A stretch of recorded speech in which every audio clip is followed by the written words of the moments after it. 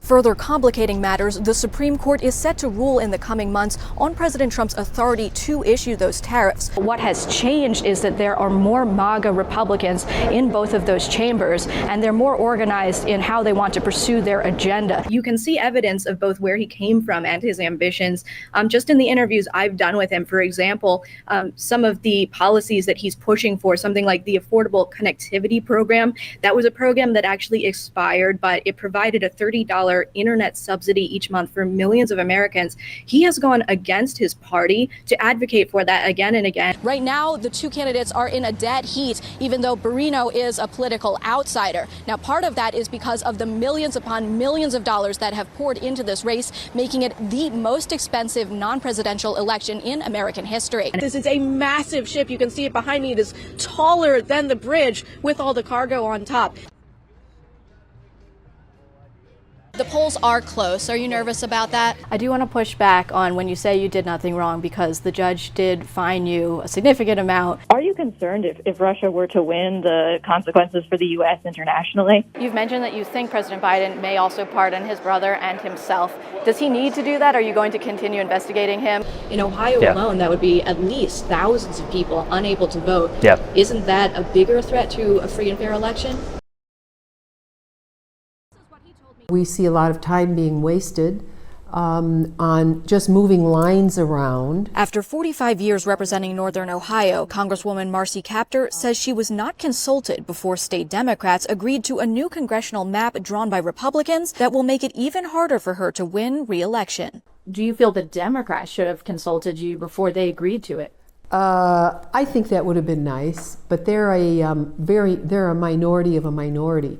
They really don't have any power in Columbus, so I think their ability to do much was very limited.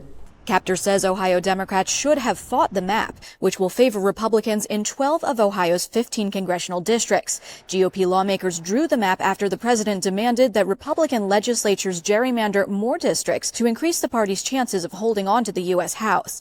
Ohio Democrats accepted the plan rather than risk the GOP trying to push through an even more partisan map in Ohio. Do you think they should have accepted that map? No. Well, I think they should have kept the borders the way they were. What it means is that it's harder for a member. Now I inherit several new counties. Kaptur beat the odds last year, winning Ohio's 9th district, even as President Donald Trump carried it by 7 points. Her newly drawn district will lean 11 points toward Trump.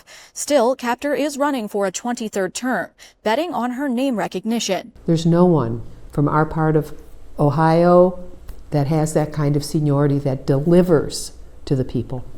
Kaptur is critical of the strategy of trying to tilt the playing field through state redistricting from both sides of the aisle. I really think we need an amendment to the U.S. Constitution to outlaw gerrymandering, to make it every 10 years and to have a fair process.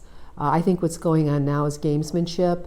Republicans are wasting no time in pursuing the new district. The National Republican Congressional Committee wrote in a statement to Spectrum News that the new map leaves Kaptur, quote, extremely vulnerable, and today launched an ad campaign against her and other Democrats.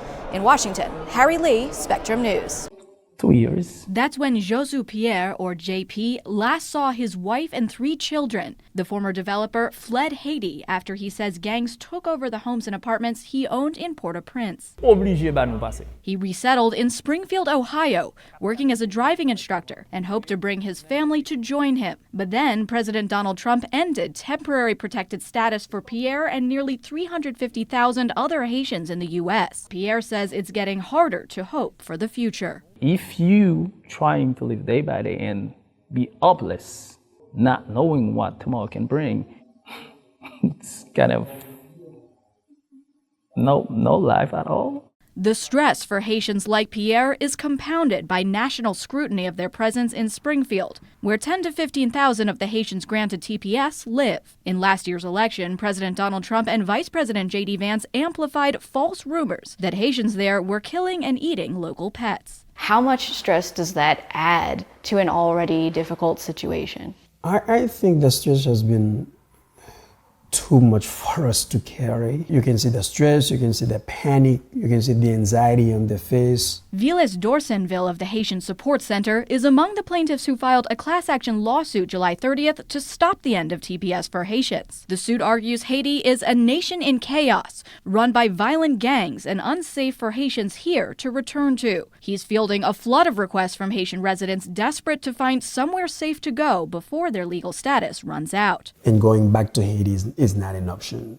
Ohio Governor Mike DeWine predicts ending TPS will lead to problems for Ohio companies. These Haitians are doing, filling the jobs that they couldn't fill any other way. The Department of Homeland Security wrote in a statement, Haiti's TPS was granted following an earthquake that took place over 15 years ago. It was never intended to be a de facto asylum program, yet that's how previous administrations have used it for decades. The Trump administration is restoring integrity to our immigration system to keep our homeland and its people safe. We have the law, the facts, and common sense on our side. And so a city that never asked for the spotlight continues to represent the fate of a people from another place and the unanswered question of whether they have a future here. In Springfield, Ohio, Harri Leigh, Spectrum News.